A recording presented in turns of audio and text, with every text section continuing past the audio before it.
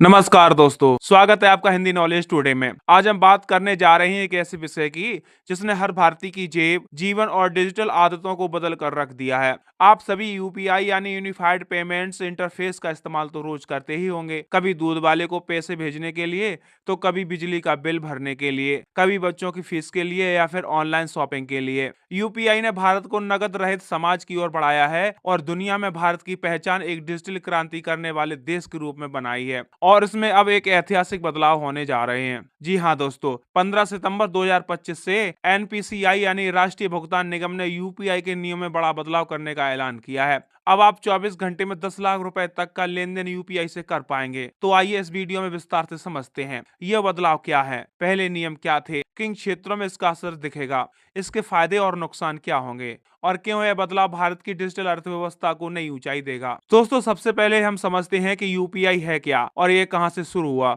UPI की शुरुआत साल 2016 में हुई थी। उस समय लोग ज्यादातर net banking, debit credit card या फिर वॉलेट का इस्तेमाल किया करते थे।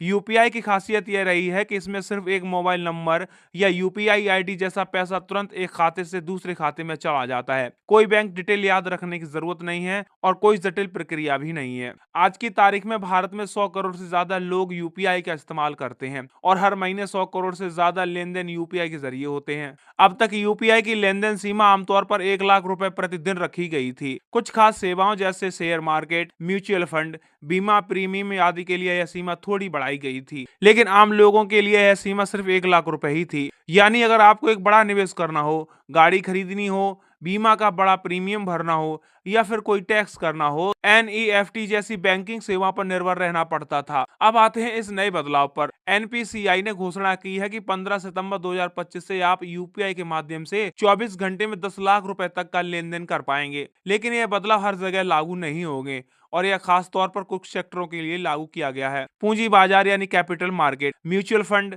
शेयर मार्केट में निवेश, बीमा इंश्योरेंस, बीमा प्रीमियम भुगतान, सरकारी सेवाएं जैसे टैक्स, फीस और पेनल्टी, यात्रा और ticket booking, flight, train, hotel booking, EMI और वसूली कलेक्शन। अलग अलग सेवाओं के लिए अलग अलग सीमा भी है। एनपीसीआई ने अलग अलग श्रेणियों के लिए सीमा तय की है। पूंजी बाजार, बीमा, यात्रा या टैक्स भुगतान में प्रति लेन देन 5 लाख रुपए और 24 घंटे में 10 लाख रुपए। क्रेडिट कार्ड बिल भुगतान में प्रति लेन देन 5 लाख रुपए और कुल 24 घंटे में 6 लाख रुपए। गहनों की खरीदारी में प्रति लेन देन 2 लाख रुपए और 24 घंटे में 6 लाख रुपए। विदेशी मुद्रा खुदरा लेन देन में प्रति लेन देन 5 लाख रुपए और कुल सीमा 5 लाख रुपए। टर्म डिपॉजिट खाता खोलना अधिकतम 5 लाख रुपए। नए खातों में प्रारंभिक राशि जमा करना अधिकतम 2 लाख रुपए। लेकिन याद रहे, व्यक्ति से व्यक्ति यानी P2P लेन देन की समय सीमा अभी भी 1 लाख रुपए प्रतिदिन ही रहेगी। अब बात करते हैं कि इस बदलाव से आम आदमी को क्या फायदा होगा। बड़े भुगतान आसान होंगे। अब आपको 5 लाख या 10 लाख तक का भुगतान करने के